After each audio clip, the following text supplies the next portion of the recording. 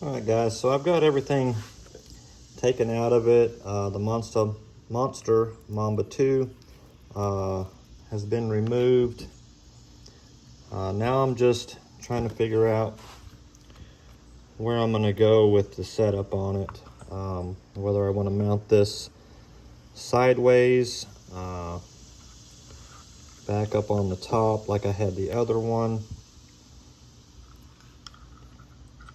I'm going to toy with it and see what works the best and get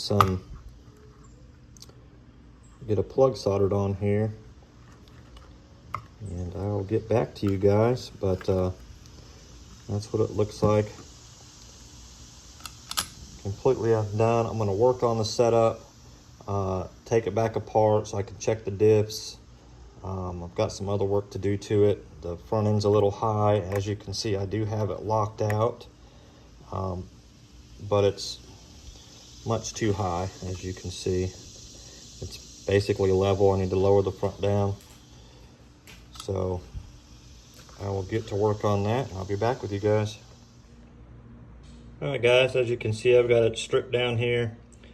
Got all the parts kind of laying about. The disassembly is basic. I do have the adjustable motor mount, so that was easy enough to just take off. On the back here, I think I am going to change this gear.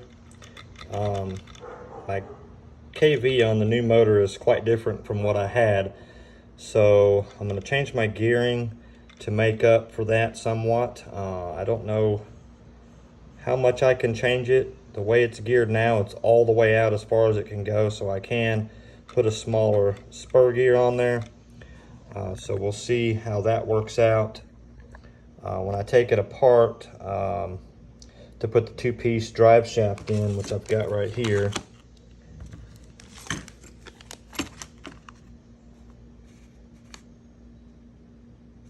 you have to take the rear apart, and in previous videos I've just unbolted everything and pulled it off. I have discovered that there is a way to get this thing apart. You have to remove the shocks and 4 bolts underneath here. These 1, 2, 3, 4 bolts, and your diff and everything will lift out of the top. So we're gonna attempt that so that I can get this drive shaft out and get the new drive shaft here installed. And we'll be back, guys.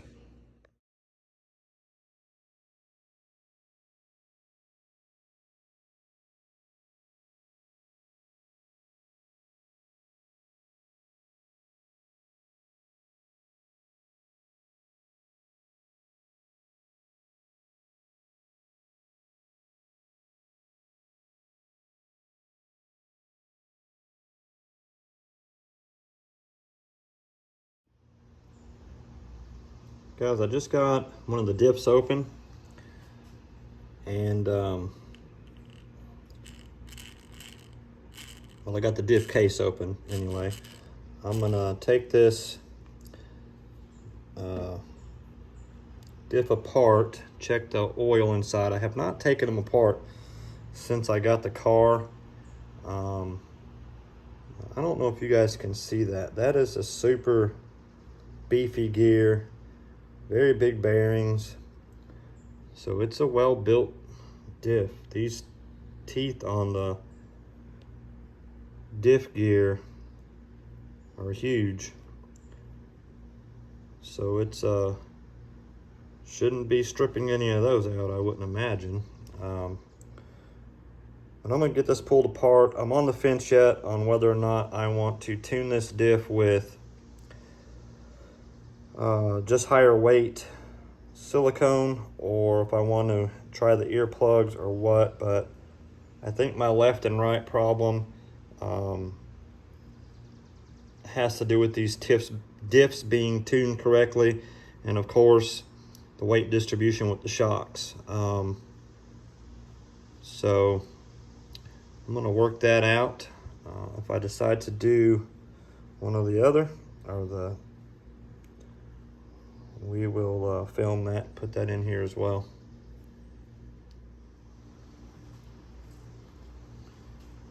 So guys, I just got the gear off, and as you can see, it comes straight out over the bearing.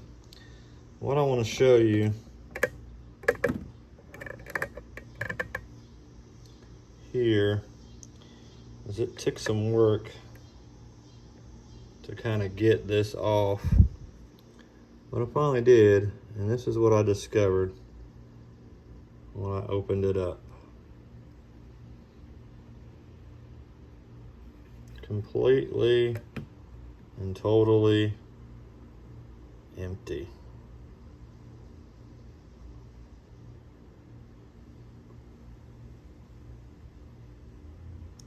So I don't know why it felt so tight, and it still feels fairly tight, but I'm gonna put some oil in there and see if that changes anything. And if I'm not happy with that, then I may go the earplug route on these.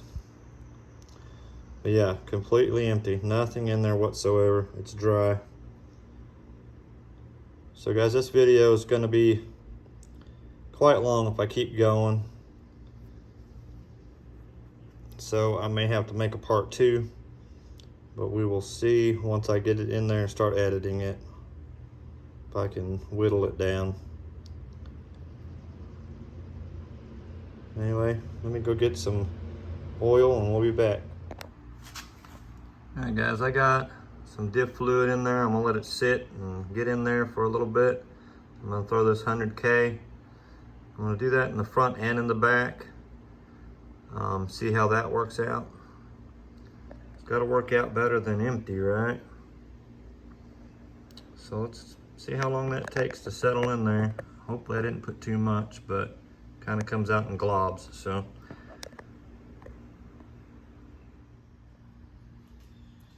All right guys, so I'm going back together with the 2-piece drive shaft kit, and this is probably more geared towards those guys who want to switch to the carbon fiber chassis, who originally had the aluminum chassis.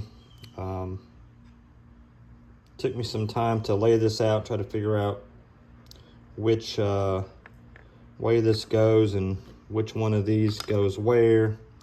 Obviously we know where the bearings go.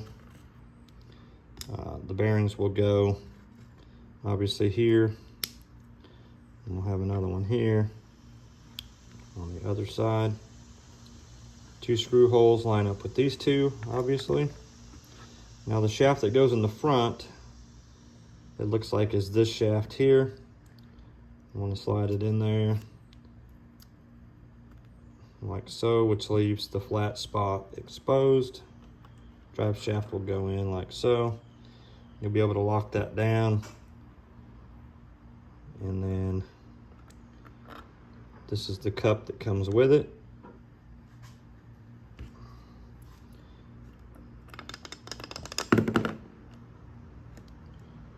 I haven't Loctited any of this stuff. I'll probably do most of that off camera, but just so we're learning together. There's the other piece of drive shaft there. Flip it over and try to put these.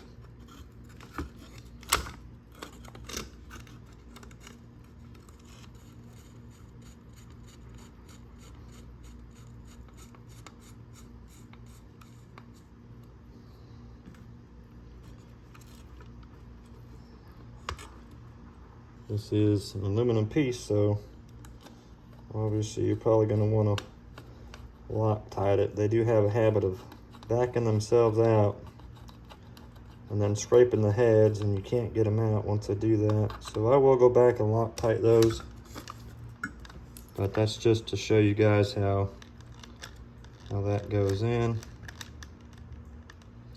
Has a little bit of room here in the front for the chassis flex if there's any when you crash, which I do quite often. So it's helpful for me anyway.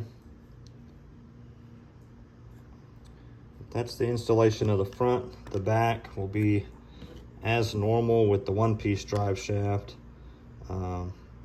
Just as you put the diff back in, you'll make sure that's in there first. Anyway, guys, I'm gonna get back to these other pieces and we'll be back.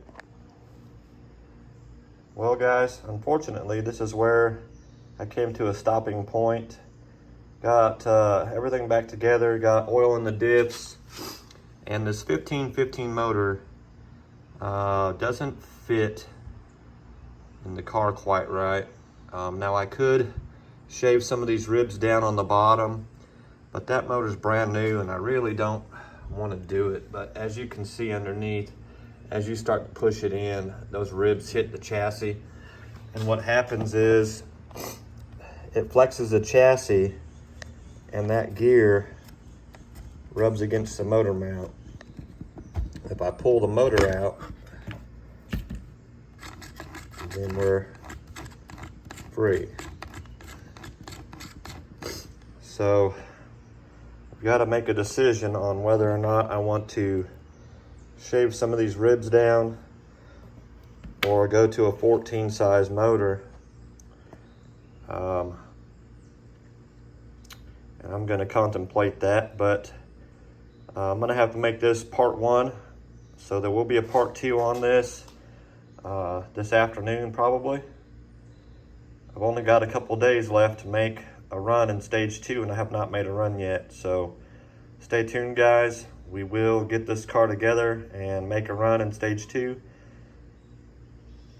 Hopefully it'll be a good one, because I'm not going to have many chances. So thank you guys for watching. Please like and subscribe. If you have any suggestions on what I might do to make that motor fit, please leave them in the comments. Otherwise, y'all have a great day, and I'll have links to all this stuff in the description.